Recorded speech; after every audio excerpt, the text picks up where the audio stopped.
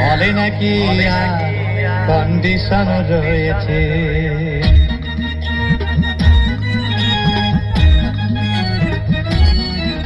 আরে টিকাটলের মোড়ে একটা হল রয়েছে, হলে নাকি আর কন্ডিশন রয়েছে। আরে টিকাটলের মোড়ে একটা হল রয়েছে, হলে নাকি আর কন্ডিশন রয়েছে।